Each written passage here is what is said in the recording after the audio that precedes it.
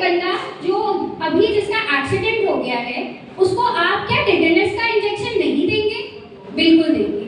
क्या आप एक गायनेकोलॉजिस्ट हैं और आपके यहाँ किसी कोई पेशेंट जिसकी डिलीवरी होने वाली है, क्या आप होम्योपैथी से डिलीवरी करा सकते हैं? नहीं करा सकते। लेकिन हमारी कुछ स्पेशलिटीज हैं, हम क्रॉनिक डिसीजेस में अपना बहुत अच्छा काम कर सकते हैं।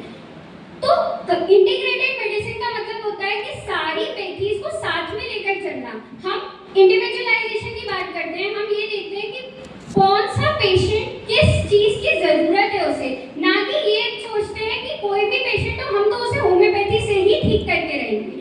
ये गलत अप्रोच है, बल्कि अप्रोच ये होनी चाहिए कि उसको किस चीज की जरूरत है उसके हिसाब से हम उसका ट्रीटमेंट करें। हमारे रानी दुलैया जरूरतें जब तीनों पैथीज को हम साथ में लेकर चलते हैं, हम साथ में हर चीज को ध्यान में रखते हैं, तो हम एक बेटर अप्रोच के साथ जी सकते हैं। होम्योपैथी की नॉलेज हैनीमैन सर को क्यों इतनी अच्छी हो पाई? क्योंकि वो खुद एक एलोपैथी थे, उनको पता थी उसकी शॉर्टकमिंग्स क्या है, उसकी अच्छाइयाँ क्या है, उसकी बुराइयाँ क्या है। अगर वो सिर्फ और सिर्फ होम्योपैथी से ही अपना चलन चालू करते तो शायद वो इतने अच्छे फाउंडर नहीं बन पाते, पर क्योंकि उन्हें ऑलरेडी इतनी सारी नॉलेज थी इसीलिए वो एक बहुत अच्छे फिजिशियन बन पाए। मैं भी अगर आज मुझे एलोपैथी, आयुर्वेदिक और बहुत सारी मेडिसिन की नॉलेज रहेगी तो मुझे and today I am speaking in opposition of the topic। तो होम्योपैथी हमारी एक कंप्लीट पैथी है जिसको इंटीग्रेशन की कोई जरूरत है ही नहीं। Homeopathy is based upon the law similia similibus curentur. आप किस इंटीग्रेशन की बात कर रहे हैं? Homeopathy believes in the vital force. Homeopathy का क्योर का डेफिनेशन ही अलग है। एलोपैथी में वाइटल फोर्स का कॉन्सेप्ट ही नहीं है। जब दो पैथीज का वाइटल फोर्स का कॉन्सेप्ट अलग है, क्योर का कॉन्सेप्ट अलग है, हेल्थ का कॉन्सेप्ट अलग है, तो किस काम का इंटीग्रेशन है ये?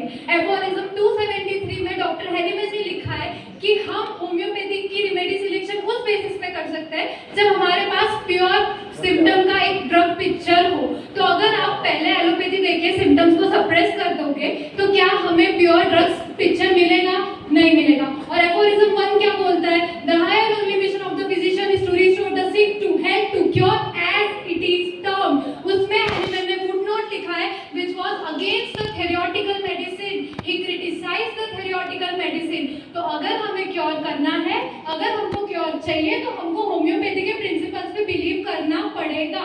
एफोरिज्म 67 में हैनीमैन ने ये चीज लिखी है कि हम इमरजेंसी कंडीशंस में एलोपैथ के पास जाने को अलाउ करते हैं। इसका मतलब ये नहीं होता कि होम्योपैथी इमरजेंसी एक्यूट कंडीशंस को ट्रीट नहीं कर सकती है। हमारे पास बहुत मेडिसिन है, aconite for shock, arnica for trauma and many more medicine, gelsemium for panic attack. तो कौन बोलता है? हमारे पास एक्यूट डिसीजेस से लेके तो क्रॉनिक डिसीजेस की मल्टीपल मेडिसिन है। और मटेरिया मेडिका में सिर्फ मेडिसिन नहीं बल्कि सारे एक पर्सनैलिटीज के बेसिस पे रेमेडी दी है। तो जब हमारी पैथी इतनी परिपूर्ण है तो क्या जरूरत है हमें किसी के साथ इंटीग्रेट करने की?